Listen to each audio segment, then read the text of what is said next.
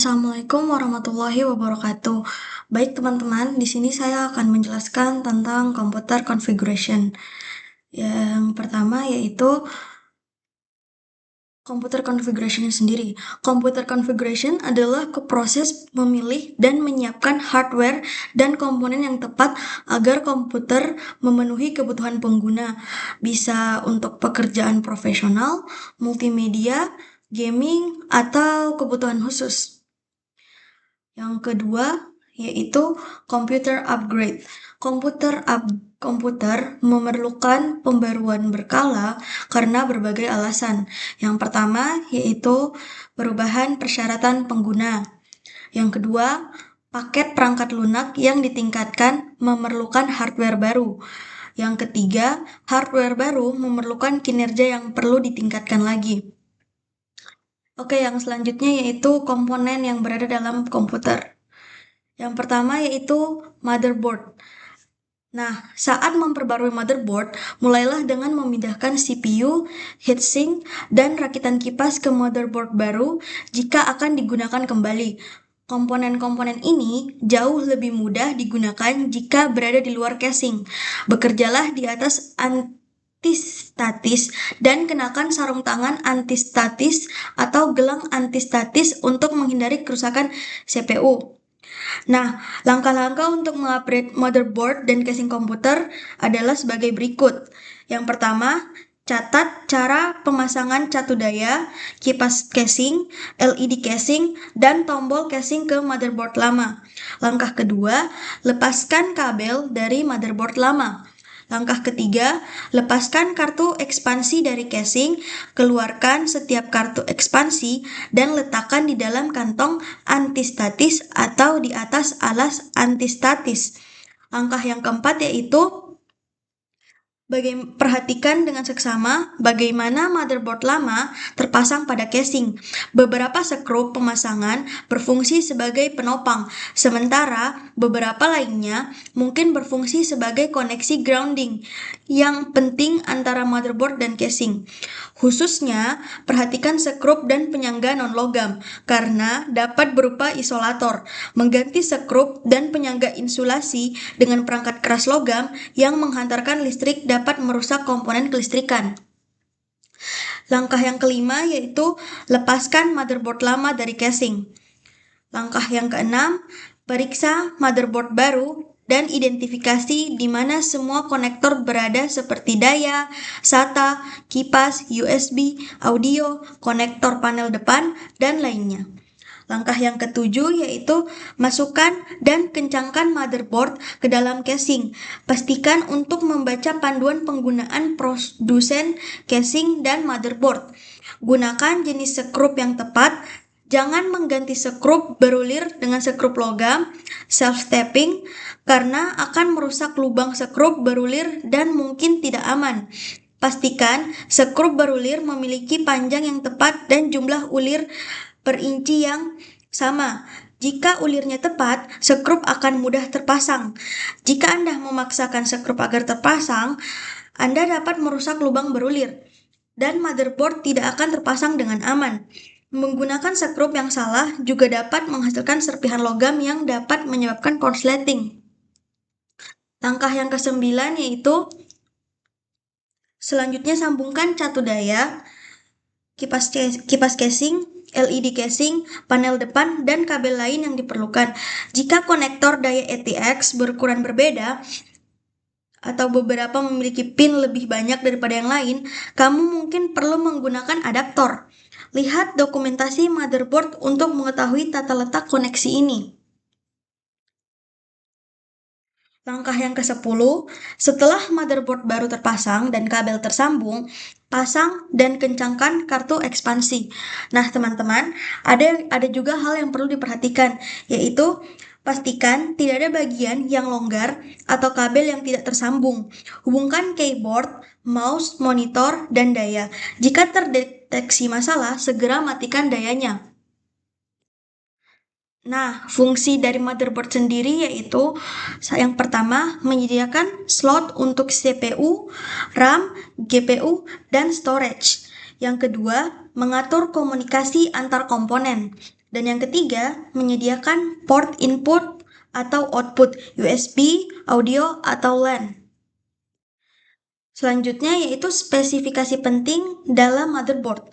Yang pertama, soket CPU atau LGA, IM4, IM5, dan lain-lain. Yang kedua, chipset. Yang ketiga, jumlah slot RAM and PCIe. Dan yang keempat, tipe penyimpanan yang didukung. Oke, selanjutnya yaitu CPU upgrade. Nah, salah satu cara untuk meningkatkan daya komputer adalah dengan meningkatkan kecepatan pemrosesan. Nah, kalian dapat melakukannya dengan meningkatkan CPU. Nah, CPU baru ini mungkin memerlukan rakitan heatsink dan kipas yang berbeda. Rakitan tersebut harus pas secara fisik dengan CPU dan kompatibel dengan soket CPU. Rakitan tersebut juga memadai untuk membuang panas dari CPU yang lebih cepat. Nah, langkah-langkah untuk CPU upgrade. Oh ya, sebelum itu ada beberapa syarat yang harus dilakukan sebelum mengupdate CPU. Yang pertama, CPU baru harus sesuai dengan soket CPU yang ada. Yang kedua, CPU baru harus kompatibel dengan chipset motherboard. Yang ketiga, CPU baru harus beroperasi dengan motherboard dan catu daya yang ada. Oke, selanjutnya adalah langkah-langkahnya.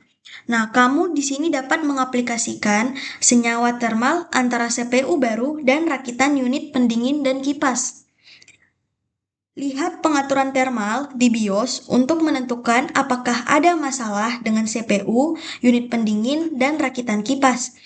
Aplikasi perangkat lunak pihak ketiga juga dapat melaporkan informasi CPU dalam format yang mudah dibaca. Lihat dokumentasi pengguna motherboard atau CPU untuk memastikan apakah chip beroperasi pada rentang suhu yang tepat. Dan untuk selanjutnya, langkah-langkah untuk memasang kipas tambahan di casing. Nah, untuk memasang kipas tambahan di casing, untuk membantu mendingan komputer, ikuti langkah-langkah berikut. Nah, yang pertama, sejajarkan kipas sehingga menghadap ke arah yang benar untuk menyedot udara masuk atau menghembuskan udara keluar. Langkah kedua, pasang kipas menggunakan lubang yang telah dibor pada casing. Kipas biasanya dipasang di dekat bagian atas casing untuk menghembuskan udara panas keluar dan di dekat bagian bawah casing untuk memasukkan udara panas. Hindari memasang dua kipas yang berdekatan namun menggerakkan udara ke arah berlawanan. Nah, dan yang terakhir yaitu hubungkan kipas ke catu daya atau motherboard tergantung pada jenis colokan kipas casing. Oke teman-teman, lanjut ke CPU konfigurasi komputer yang ketiga yaitu storage device upgrade. Nah, alih-alih membeli komputer baru untuk mendapat kecepatan yang lebih tinggi dan ruang penyimpanan lebih besar, kamu dapat mempertimbangkan untuk menambahkan hard drive tambahan. Ada beberapa alasan untuk memasangkan drive tambahan seperti yang tercantum pada gambar di atas ini. Nah, alasan-alasannya yaitu yang pertama, 1. Meningkatkan ruang penyimpanan. 2. Meningkatkan kecepatan hard drive. Yang ketiga, install sistem operasi kedua. Yang keempat, simpan file swap system. Yang kelima, memberikan toleransi kesalahan. Dan yang keenam, cadangkan hard drive asli. Nah, setelah memilih hard drive yang sesuai untuk komputer kalian, ikuti panduan berikut. Nah, yang pertama, 1. Letakkan hard drive di tempat drive yang kosong, lalu kencangkan skrup untuk menahan hard drive. Yang kedua, hubungkan drive ke motherboard menggunakan kabel yang benar. Dan langkah yang ketiga, pasangkan kabel daya ke drive. Nah, itu adalah tata cara untuk memasang drive tambahan yang baru ketika ingin menambahkan ruang penyimpanan yang lebih besar, teman-teman. Nah, selanjutnya kita lanjut ke konfigurasi komputer yang keempat, teman-teman, yaitu peripheral upgrade. Nah, Peripheral device perlu ditingkatkan secara berkala. Misalnya, jika perangkat berhenti beroperasi atau jika kita ingin meningkatkan kinerja dan produktivitas, peningkatan mungkin diperlukan. Nah, ada beberapa alasan untuk mengupgrade keyboard atau mouse seperti gambar yang di atas. Yang pertama, ubah keyboard dan mouse kamu menjadi desain ergonomis seperti yang ditunjukkan pada gambar di atas. Perangkat ergonomis dirancang agar lebih nyaman digunakan dan membantu mencegah cedera akibat gerakan berulang. Dan yang kedua, konfigurasi ulang papan ketik untuk mengakomodasi tugas khusus, seperti mengetik dalam bahasa kedua dengan karakter tambahan. Dan yang ketiga, untuk mengakomodasi pengguna penyandang disabilitas. Nah, tetapi ada yang perlu diperhatikan. Terkadang peningkatan tidak dapat dilakukan menggunakan slot atau soket ekspansi yang ada. Dalam hal ini, kamu mungkin dapat melakukan peningkatan menggunakan koneksi USB.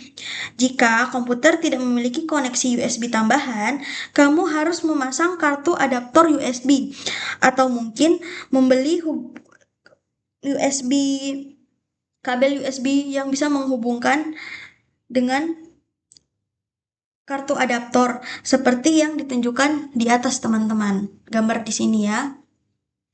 Oke, lanjut yaitu ke konfigurasi komputer yang terakhir, yaitu power supply update. Nah, untuk memperbarui perangkat keras komputermu, kemungkinan besar juga akan mengubah kebutuhan dayanya. Jika demikian, kamu mungkin perlu memperbarui catu daya. Nah, selain peningkatan daya, komputer mungkin dapat memiliki dua catu daya. Satu catu daya berfungsi sebagai catu daya cadangan jika terjadi kegagalan. Motherboard khusus harus digunakan untuk memanfaatkan konfigurasi ini. Konfigurasi ini jarang ditemukan pada komputer desktop. Konfigurasi ini lebih umum digunakan pada server. Hal ini memungkinkan kedua catu daya dapat ditukar secara panas atau hot swappable. Nah, catu daya yang rusak dapat diganti tanpa kehilangan daya ke komputer. Nah, untuk mengetahui untuk mengetahui kebutuhan daya komputermu, kamu mungkin dapat menemukan kalkulator di internetmu untuk membantu menentukan apakah Anda memperbarui catu daya. Cari saja di Google kalkulator watt catu daya, teman-teman. Seperti itu. Nah, baik teman-teman, sekian penjelasan saya tentang konfigurasi komputer. Kurang lebihnya saya mohon maaf. Assalamualaikum warahmatullahi wabarakatuh.